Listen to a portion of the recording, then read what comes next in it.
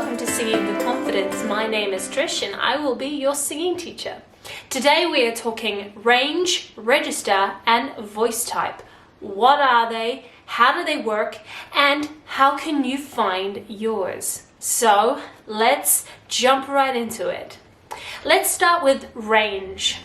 So range is how high and low you can sing. That is the total number of notes that you personally can sing. Everyone's range is different. A really good way of finding your range is to siren. When you siren, you go from the very bottom to the very top and back down again of your range. So that's a good way to find all the notes that you can sing. Now within your range you have what's called a tessitura, and this is the range that you can sing comfortably.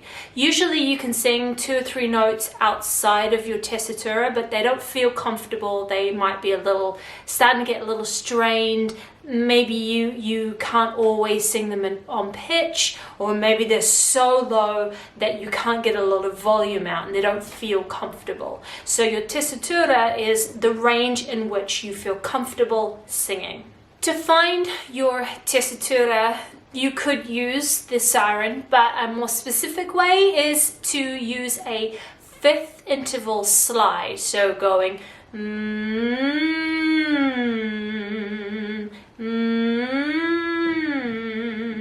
and working your way up, but then also working your way down as well. So it's good to start somewhere in the middle of your range and work up and then work down. And you stop at the top when it stops being comfortable, and then again you stop at the bottom when it stops being comfortable.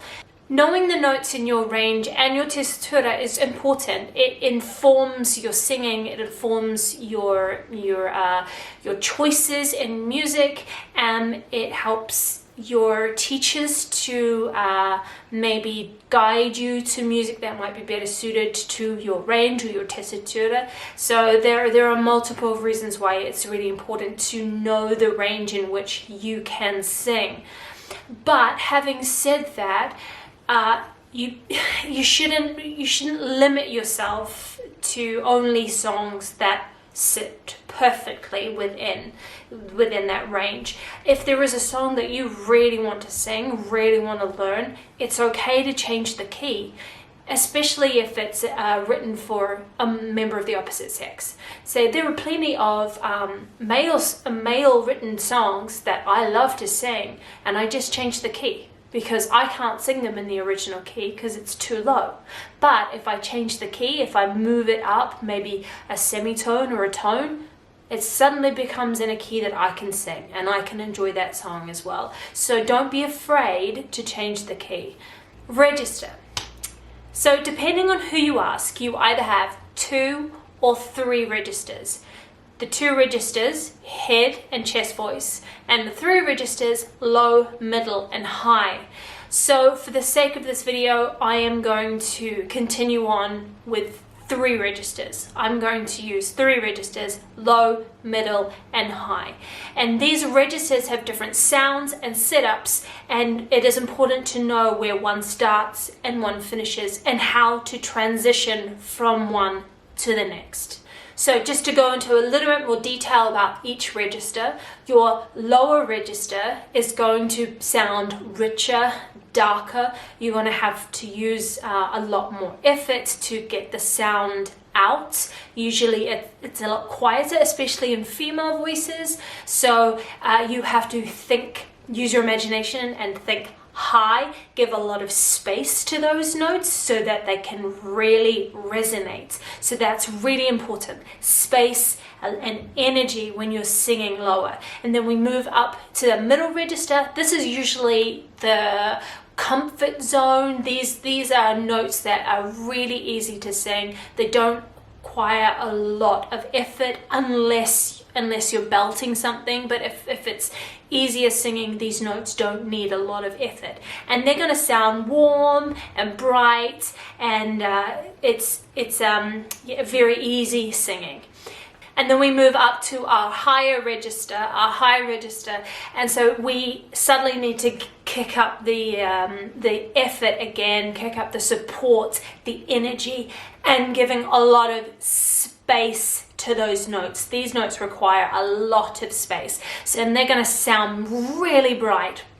Bit of ping, some twang in there even. So there's quite a difference. You go from a really dark, warm tone to a warm, bright tone to a really bright tone. The higher you go, and you need to support more and more and more as you go up through your registers. So during these register transitions, you might experience a vocal break or a crack. Don't panic. We can solve this. So what happens, it's usually between your middle and your high register that this happens. And it's because you're trying to use the same placement from your middle register and taking it through to your high register. That doesn't work. It's like when you're in a car and you're trying to go from first gear and you want to move to fourth, so you just go first straight to fourth. The car doesn't like that. The car is probably going to stutter. It might make a horrible sound. It just does not like that, and it's not healthy for the car to jump gears like that. Just like it's not healthy for your voice to jump gears like that. So instead of doing that sudden gear transition, we need to be preparing for it. We need to smoothly transition through all the gears to get from one register to the other. So how do we practice this? How do we smooth out those transitions? Scales. You run scales. Starting on an ing, and then moving to an oo, then e, and finally ah. You want to start at the most closed vowel, ing, and move through to the most open, ah. It's also important to remember that it's best to start trying to smooth out transitions once you've gone through puberty, or once your students have gone through puberty if you're a teacher. While they're in the midst of puberty, the young person's voice, male and female, can be quite unpredictable and change drastically day to day. And it's really important for the health of their voice and just for their own mental health as well, that we don't try and push trying to smooth out registers, trying to make their voice sound perfect, and rather just work day to day with the voice that they have. This way we avoid stress on the voice and stress on the young person, and we can leave all of that until their voice has properly settled. And lastly, voice type. I could speak for ages on vocal types, or voice types, but I'm just going to really quickly cover the basics. So there are traditionally 8 vocal types, and how you find out what your type is kind of depends on many things. So I used to think it was just I can sing high, so I'm a soprano, but actually it's more than just your vocal range. It's more than just how high you can sing or how low you can sing. There are other things that need to come to account when you are classifying whether you are a soprano, alto, whatever. So obviously you have your vocal range, your how high and low, and then your tessitura also comes into that. So that's how high and low you can comfortably sing. Remember, they're outside of that, there's maybe 2 or 3 notes outside each end that you can sing, but they're never comfortable, and you can never guarantee that they'll be in tune or well supported. So these are your comfortable notes, your tessitura. So that also comes into account. Another thing is your overall tone, your timbre, or the color of your voice, and also the weight of your voice. Is it a really heavy, rich voice, or is it lighter, flutier? The lower the voice, the heavier it's going to sound, and then the reverse, the higher, or the lighter the voice, the higher it's going to sound.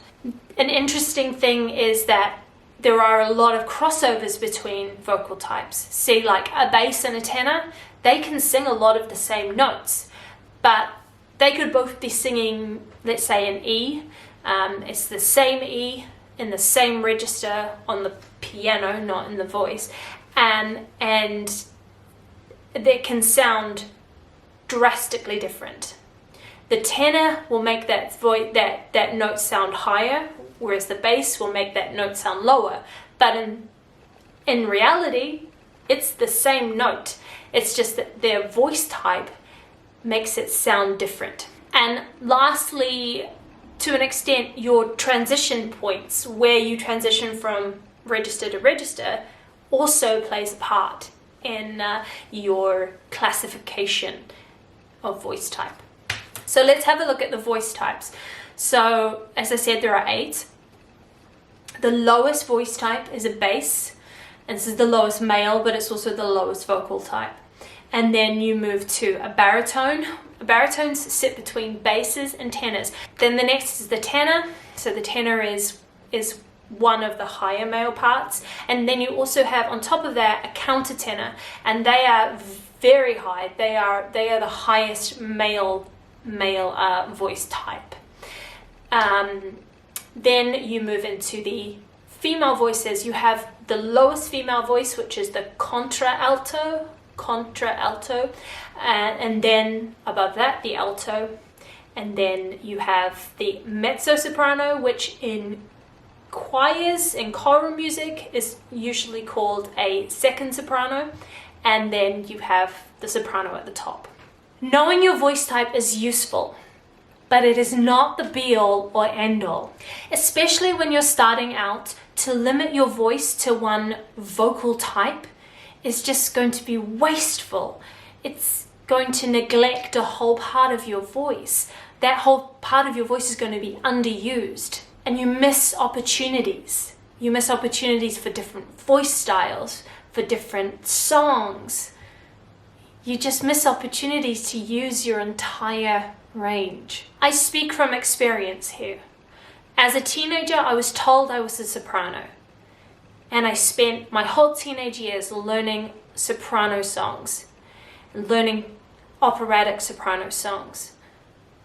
My voice is not really suited for operatic soprano songs, but my teachers were telling me I was a soprano, and I was telling myself I'm a soprano. And then I moved to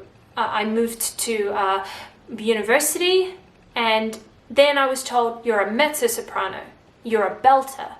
And then again, that's all I did. Mezzo-soprano songs where I could belt. And I highly regret that.